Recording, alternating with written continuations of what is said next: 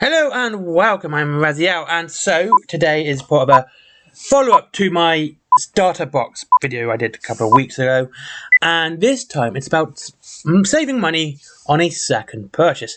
Like, the starter boxes are, well, they're meant to be for a single purchase. They're meant to be for one purchase and for two people to split the box and share it. So, they usually save money. Now, in my opinion, a very good one saves money on a single army and gets the second army free. And ironically for this, Games Workshop's pretty good at this. However, the second purchase, will it still save you money? Now, a good example of this one is the Showdown at Retribution box.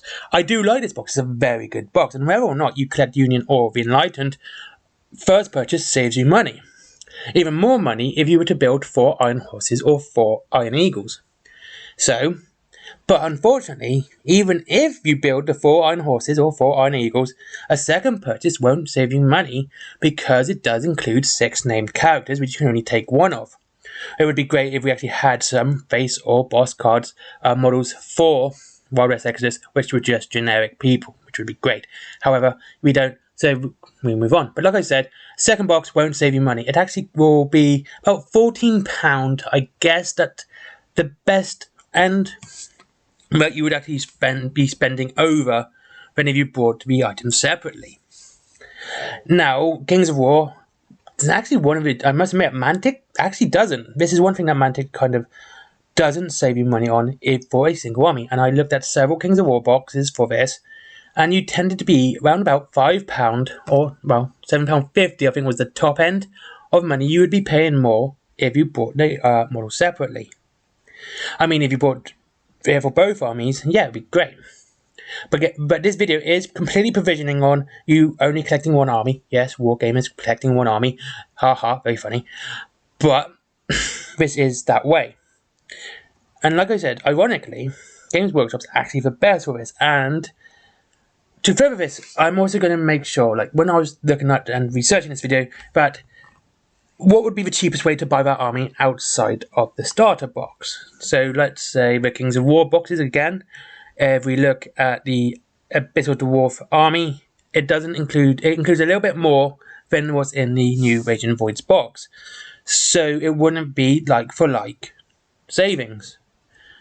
So I added it up separately, and that's how I came to the conclusion that it came to £82.50 compared to the £90 box.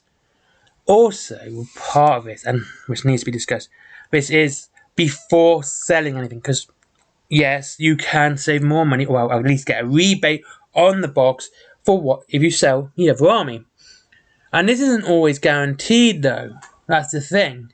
Again, if we look at something like Showdown of Retribution, if someone already got the box, you buy it, they're not going to want the 3 named characters for their army. They might want the Monocabs, or the Striders, or the Iron Horses, or the Tesla bots, but if they've already got Showdown of Retribution, it's very unlikely they're going to want the named characters for their army, because you can only use them in, I can only use one of them, because they're named and they're legendary.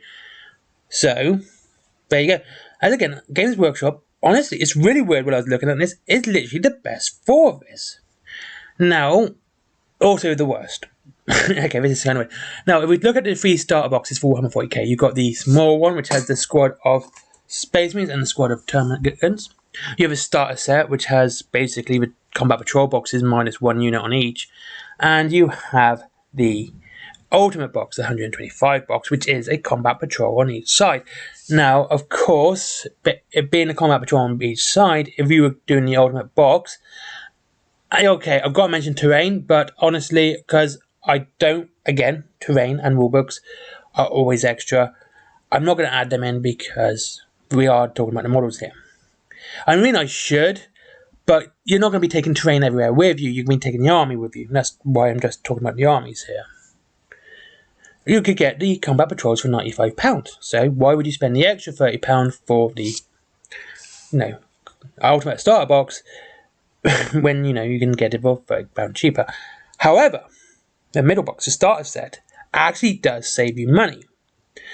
Even if you just do Tyrannids or Space Marines, and it saves you quite a bit.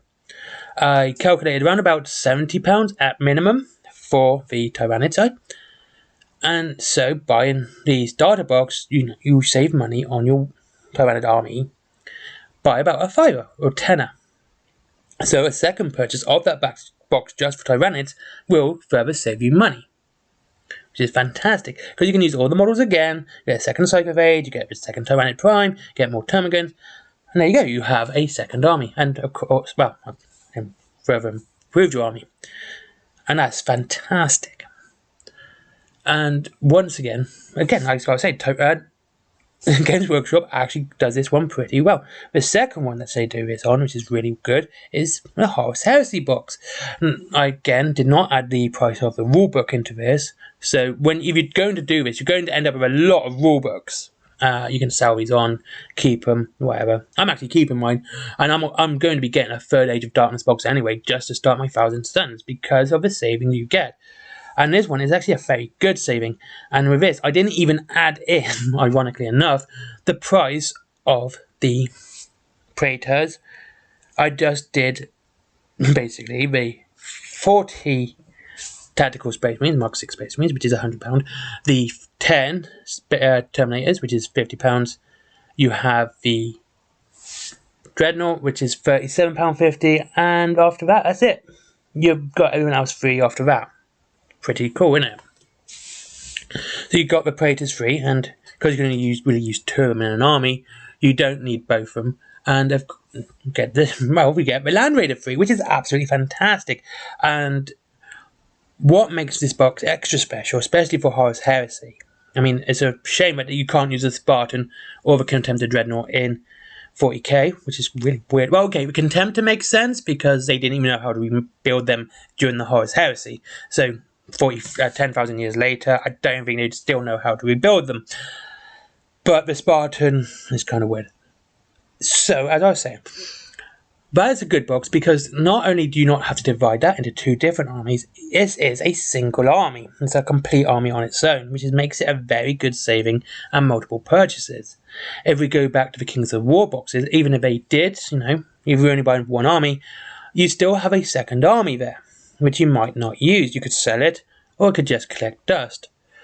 So that's the thing about having the 2 armies.